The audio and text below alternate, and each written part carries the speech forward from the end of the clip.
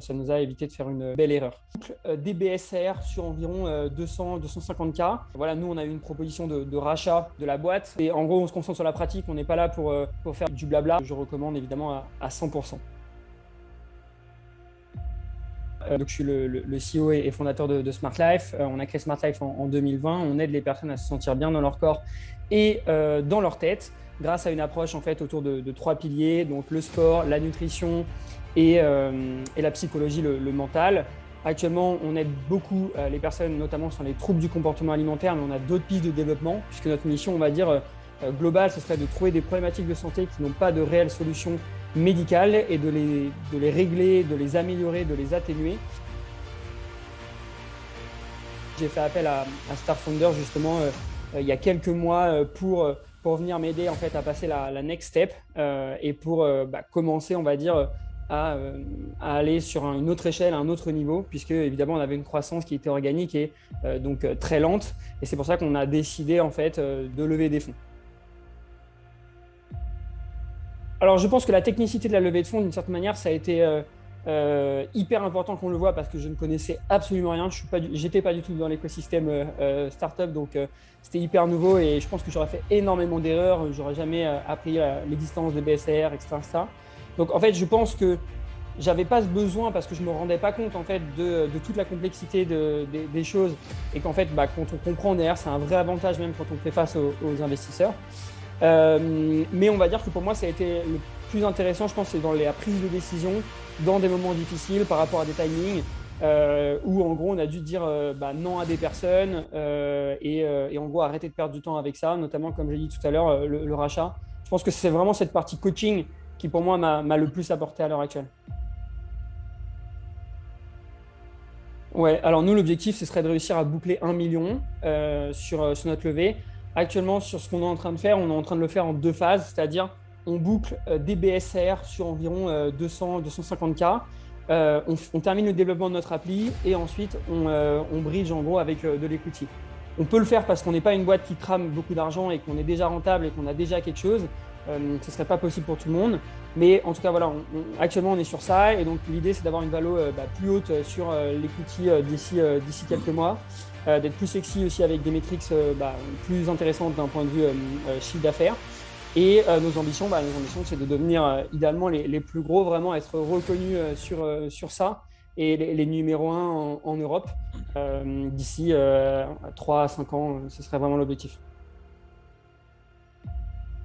Star Founders m'a conseillé, on va dire, sur la partie levée de fonds, sur la partie financière, sur les clauses que je devais impérativement avoir, comment je pouvais être hyper agile sur aussi la levée et pas forcément attendre les VC, les gros groupes pendant des mois. Ça m'a aidé aussi à faire les bons choix, puisque des fois on s'embourbe un peu avec des VC qui sont hyper chronophages ou même des BA, alors que voilà, l'idée c'est juste d'être agile et de pouvoir aller vite. C'est souvent en plus des mauvais investisseurs qui derrière peuvent te mettre beaucoup de pression et te surveiller énormément.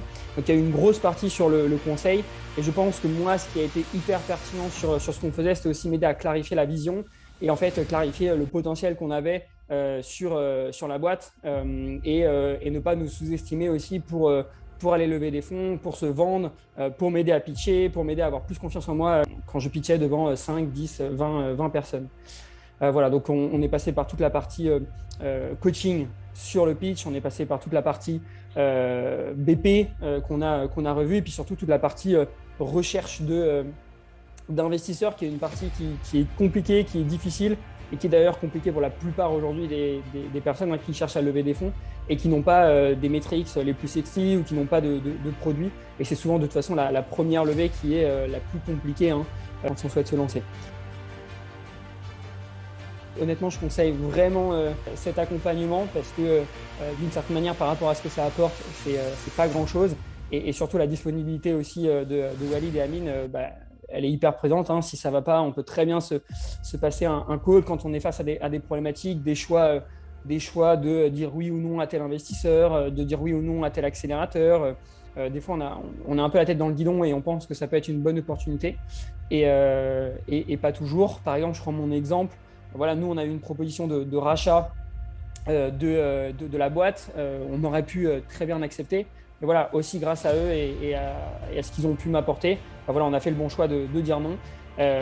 Parce qu'on avait confiance et parce on savait et on était confiant, on était rassuré sur le fait que de toute façon on allait lever et qu'en fait le rachat maintenant aurait été vraiment ridicule.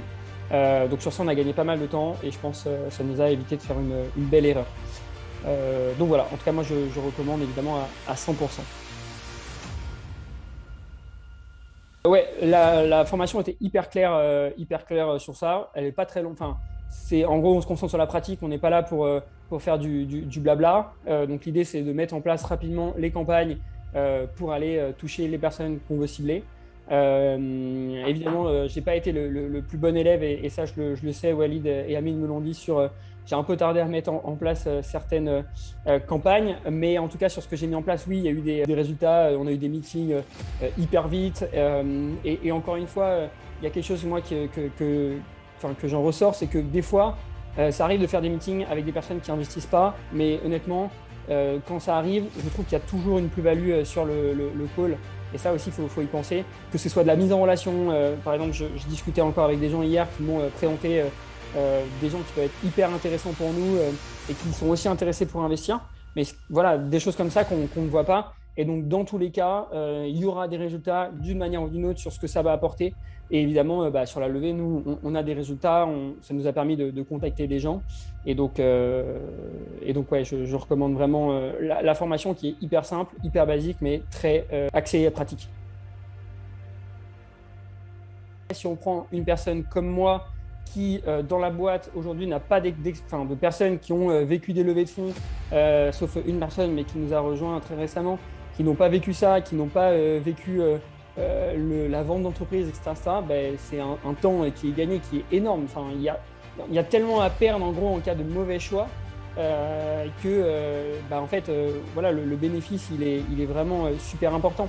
Et je pense que pour moi, il n'y a aucune raison que ce soit un défocus parce que ça dépend comment l'accompagnement est fait. Pour moi, l'accompagnement, il est aussi là pour t'aider dans les moments où tu as besoin de conseils. Et ce n'est pas un accompagnement qui peut toujours être prenant. Moi, je pense que c'est hyper clair. En fait, on sait exactement les différentes étapes sur lesquelles on doit passer, que ce soit en début ou en fin, on va dire, de pitch. Pour moi, il y a des étapes qui sont hyper importantes, notamment au début, comme effectivement Walid m'a bien conseillé, qui permettent d'avoir la vraie relation. Et c'est en plus, c'est le début du call qui va dicter en fait toute la suite, l'ambiance, comment ça va se passer. Donc c'est des astuces très simples, hein, mais qui nous permettent en fait de vite avoir une connexion. Et donc moi, j'ai évidemment énormément progressé par rapport à ça. On a aussi travaillé sur quelles étaient moi mes problématiques parce que il y avait aussi cette partie personnalisée que j'ai pu avoir sur ok, tu développes des fois beaucoup trop, il faut que tu ailles beaucoup plus à l'essentiel. Et ça a aussi été quelque chose qui était hyper important pour moi. Oui, évidemment, je recommande. Hein, si ton objectif c'est de lever de l'argent ou que tu as vraiment l'ambition de devenir assez gros et que tu ne peux pas le faire sans lever, vas-y quoi. Enfin, il n'y a pas de doute, surtout si tu es comme moi, néophyte, et que tu connais absolument rien au milieu des startups. Tu vas faire d'énormes erreurs si tu ne le fais pas et t'as levé, tu vas mettre. J'ai vu il n'y a pas longtemps quelqu'un sur LinkedIn qui disait qu'il avait mis 2 ou 3 ans, enfin, c'était un enfer. Donc tu vas mettre énormément de temps pour avoir pas beaucoup d'argent en plus que ça, il y a des conditions horribles. Donc vas-y. Par rapport au timing, non en fait, plus tu lèves tôt, mieux c'est si c'est ton objectif et que tu sais que tu veux le faire. Surtout si tu commences de zéro et que tu as cette ambition à vouloir faire ce choix, évidemment, parce que c'est un choix à réfléchir. Mais dans 6 mois ou dans 12 mois, en fait, ça ne changera pas grand-chose. Et limite, plus tu attends, plus ça peut être contre-productif dans la levée parce que, comme aussi j'ai pu échanger avec eux, vaut mieux lever sur slide plutôt que lever avec des métriques pas bonnes et ta valo, elle sera plus intéressante et tu auras potentiellement plus d'intérêt de la part des investisseurs. Si par exemple les chiffres sont pas sexy pour eux. Donc en vrai, vaut mieux lever le plus tôt possible et tu auras plus de chances en fait de valider ça avec eux, avec une démo, même si tu n'as pas encore de clients, ça peut marcher, enfin ça marchera même. Voilà.